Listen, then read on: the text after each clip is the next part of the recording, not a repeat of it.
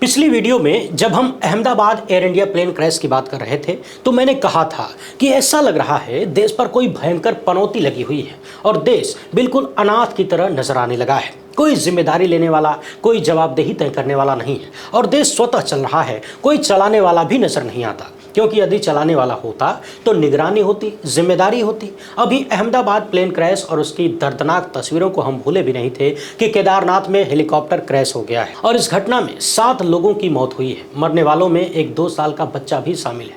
ये तो आज की घटना है, मगर पिछले कुछ ही दिनों में केदारनाथ में इस तरह की 4 घटनाएं हुई हैं और इन सब को जब आप एक साथ जोड़कर देखेंगे तो खुद ही समझ जाएंगे कि शायद सच में देश अपने से ही चल रहा है, कोई चलाने वाला नहीं है। लोगों की जिंदगियों की कोई कीमत नहीं रह गई है। अब ये देश राम भरोसे नहीं बल्कि यमराज भरोसे चलता हुआ दिख रहा है। कोई भी कभी भी कहीं भी मौत के घाट उतर सकता है।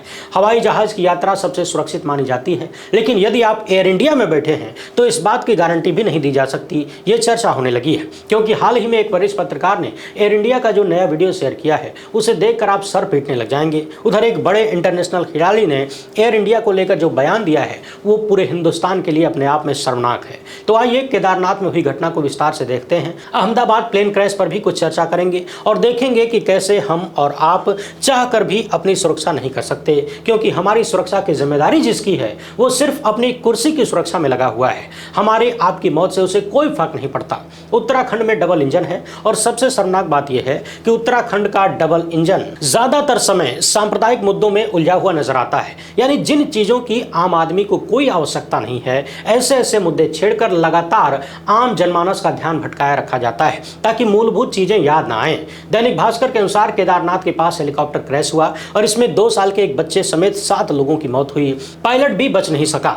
अब 4 धाम हेलीकॉप्टर सर्विस पर रोक लगा दी गई है। केदारनाथ के गौरीकुंड में रविवार की सुबह करीब 5:15 बजे हेलीकॉप्टर क्रैश हो गया। पायलट समेत सभी 7 यात्रियों की मौत हो गई। अब इस घटना के लिए खराब मौसम को जिम्मेदार बताया जा रहा है। जिस कंपनी का यह हेलीकॉप्टर था उसका नाम है आर्यन एविएशन कंपनी।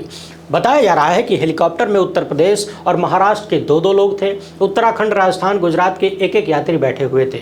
रेस्क्यू टीमों को भेज दिया गया है। राज्य के मुख्यमंत्री का कहना है कि हेलीकॉप्टर सर्विस के लिए अब सख्त नियम बनाए जाएंगे। इसमें हेलीकॉप्टर की तकनीकी स्थिति की जांच होगी और उड़ान से पहले मौसम की सटीक जानकारी लेना अनिवार्य होगा। अब सवाल यह है कि अब तक ये काम क्यों नहीं किया गया? क्या अब तक हेलीकॉप्टर की तकनीकी स्थिति की जांच नहीं होती थी? क्या इन कंपनियों को छुट्टा सांड की तरह छोड़ दिया गया था? आम जनमानस की जिंदगियों को रिस्क में जानबूझकर डाला गया था कि तुम्हारा हेलीकॉप्टर टेक्निकल रूप से खराब है, बिगड़ा है, कबाड़ है, तुम उड़ाते रहो, पैसा कमाते रहो और कमीशन पहुंचाते रहो। क्या अब तक उड़ान से पहले मौसम की सटीक जानकारी हेलीकॉप्टर कंपनियों को नहीं दी जाती थी या वो नहीं लेते थे? क्या यह बाध्यता नहीं थी? मुख्यमंत्री ने ट्वीट किया है कि जनपद रुद्रप्रयाग में हेलीकॉप्टर के दुर्घटनाग्रस्त होने का अत्यंत दुखद समाचार मिला। एसडीआरएफ और स्थानीय प्रशासन रेस्क्यू कार्यों में जुटे हैं। बाबा केदार से सभी यात्रियों के सकुशल होने की कामना करता हूं। सवाल यह है कि क्या मुख्यमंत्री का काम सिर्फ कामना करना होता है? ऐसी परिस्थितियां आने क्यों दी जाती हैं कि बार बार यह दुर्घटना हो और आम जनमानस की जिंदगी समाप्त होती रहे? और यह कितनी शर्मनाक बात है कि अभी 2 दिन पहले ही एयर इंडिया का प्लेन क्रैश हुआ, 275 लोग मारे गए। पूरी दुनिया में बदनामी हो रही है। इसके बावजूद उत्तराखंड में हेलीकॉप्टर सर्विस देने वाली कंपनियों को होश नहीं आया कि वो अपनी चीजों को चेक कर लें। और यदि सच में मौसम की खराबी से यह दुर्घटना हुई है तो मौसम का आकलन करके ही हेलीकॉप्टर उड़ाएं। सवाल यह है कि अप्रैल के महीने में जब प्रधानमंत्री को जम्मू कश्मीर में एक कार्यक्रम में जाना था तो खराब मौसम बताकर यात्रा कैंसिल कर दी गई। उसी दौरान वहां पहलगाम की घटना हुई। तो यदि प्रधानमंत्री के लिए खराब मौसम की पूर्व जानकारी मिल सकती है तो आम जनमानस के लिए यह जानकारी क्यों नहीं मिलती है? वैसे भी हम आप अपने मोबाइल फोन पर देख पाते हैं कि कब कहां मौसम कैसा रहने वाला है। तो फिर हेलीकॉप्टर चलाने वाली कंपनियों को इसका अंदाजा क्यों नहीं लगा? मोबाइल पर देख लेते,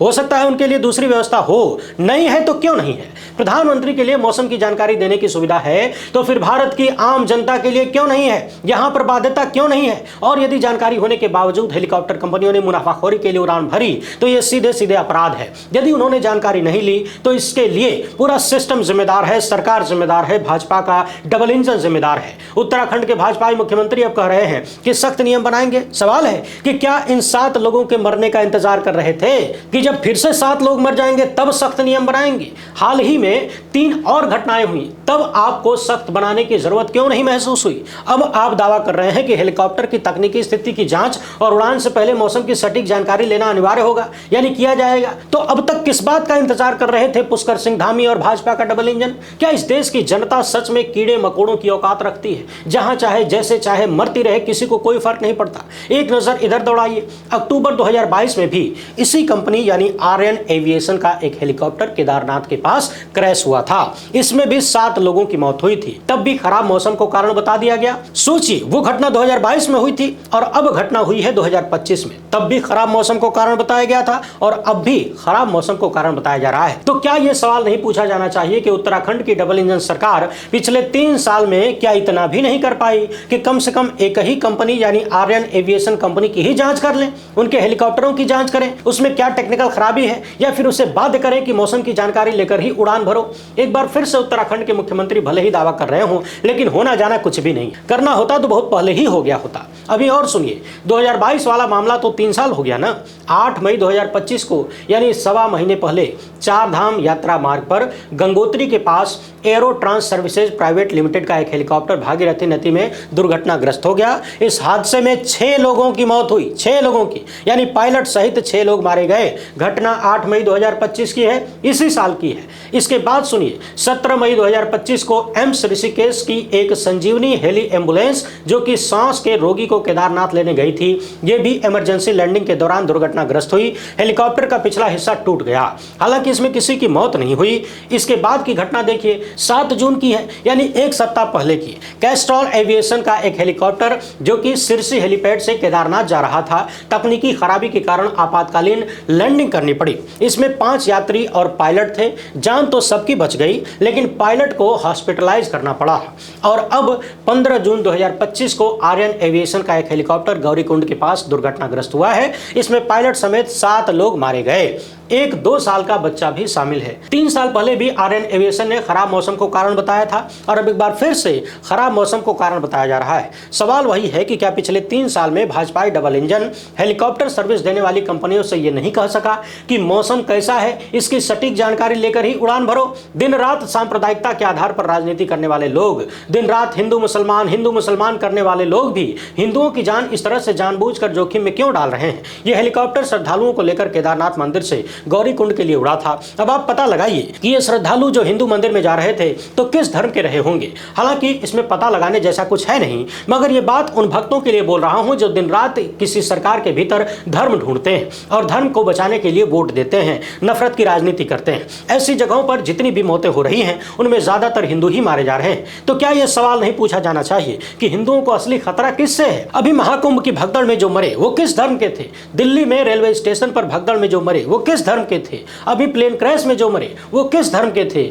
और तो और अभी यूपी में एक तथाकथित फर्जी बाबा के यहाँ जो भीड़ जुटी थी, उस भीड़ में जो भगदड़ हुई और भगदड़ में जो लोग मरे वो किस धर्म के थे? जरा पता लगाइए। अभी ये जो हेलीकॉप्टर क्रैश में 7 लोगों की मौत हुई है, भक्त पता लगाएं कि इनका धर्म कौन सा था और इन्होंने डबल इंजन को वोट दिया था कि नहीं। पिछले कई साल से मैं एक ही बात बार बार कह रहा हूँ, गुजराती जोड़ी हो या फिर इनके तमाम भाजपाई नेता, इन्हें सरकार बनाना आता है, तमाम संवैधानिक संस्थाओं को कंट्रोल करके सब कुछ अपने कब्जे में करके सरकार बनाना आता है, चलाना नहीं। क्योंकि चलाने पर इनका फोकस ही नहीं होता है। सरकार चलाने में जिम्मेदारी लेनी होती है, जवाबदेही तय करनी होती है। मगर जब देश के तमाम बड़े नेता, प्रधानमंत्री से लेकर गृहमंत्री और तमाम लोग दिन रात चुनावी कार्यक्रमों में ही व्यस्त रहेंगे, व्यस्त नजर आएंगे, तो व्यवस्था को देखेगा कौन? चौतरफा ये चर्चा है कि तमाम बड़े अधिकारी अपना काम धाम छोड़ के नेताओं की चाटुकारिता में लगे हुए हैं कि नेताजी को कैसे खुश कर लें और नेता अपनी कुर्सी मजबूत करने में। जनता टैक्स भरती रहे, मरती रहे, कोई फर्क नहीं पड़ता। तब भी फर्क नहीं पड़ता है जब हाल ही में अहमदाबाद प्लेन क्रैश में 275 लोगों की मौत हो गई।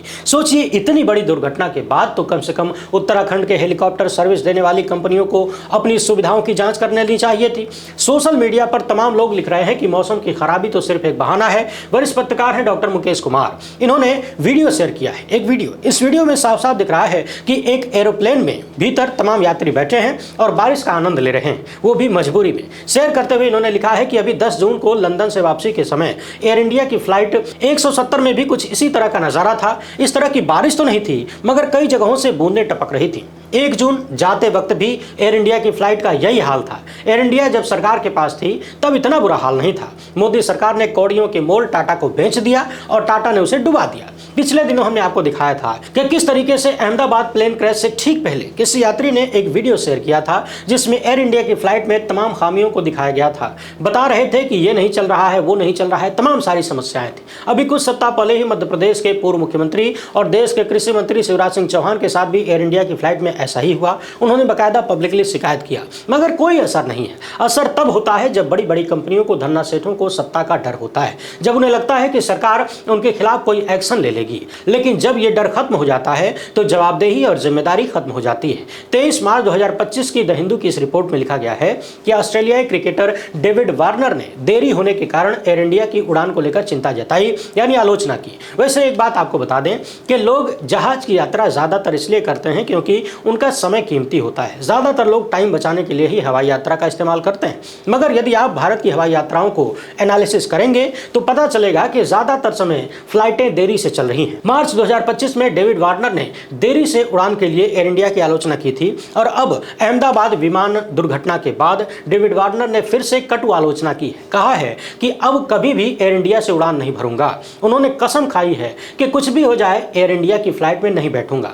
डेविड वार्नर ने इंस्टाग्राम पर अपनी निराशा और चिंता व्यक्त की। कहा कि एयर इंडिया की सुरक्षा प्रोटोकॉल पर सवाल करने वाले एक यूट्यूब वीडियो को साझा करते हुए वार्नर ने लिखा कि यदि ये सच है तो ये चौंकाने वाला है। मैं आज के बाद यानी इसके बाद एयर इंडिया के साथ कभी भी उड़ान नहीं भरूंगा। इन्होंने पहले भी देरी से उड़ने, संचार की कमी और उड़ान के दौरान होने वाली तमाम समस्याओं को लेकर सवाल उठाए थे, मगर हालिया घटना ने सबको परेशान कर दिया है। अब याद करिए वो दौर जब एयर इंडिया को टाटा के हाथों कथित रूप से कौड़ियों के भाव बेचा जा रहा था। सत्ता के समर्थक और चाटुकार कह रहे थे कि ये तो घाटे में है जी, अच्छे से चल नहीं पा रही है, सरकार नहीं चला पा रही है, बेच देने में भलाई है, प्राइवेट हो जाएगी तो सही चलेगी। कुछ ने यहां तक कह दिया कि पहले ये टाटा का ही तो था, सरकार ने टाटा से लिया था, अब टाटा वापस ले रहा है, अब बढ़िया सुविधाएं मिलेंगी। तो देख लीजिए, एक वक्त था जब प्राइवेट कंपनियों पर लोग थोड़ा ज्यादा भरोसा करते थे कि उनकी सर्विस अच्छी होगी, लेकिन ये वो वक्त था जब सरकार जवाबदेही तय करती थी। अब का वक्त ऐसा है कि किसी की जवाबदेही नजर नहीं आती, इसलिए लोगों का जीवन संकट में है और कंपनियां सिर्फ पैसा बनाने में लगी हुई हैं। चाहे उत्तराखंड में आए दिन होने वाली हेलीकॉप्टर दुर्घटनाएं हों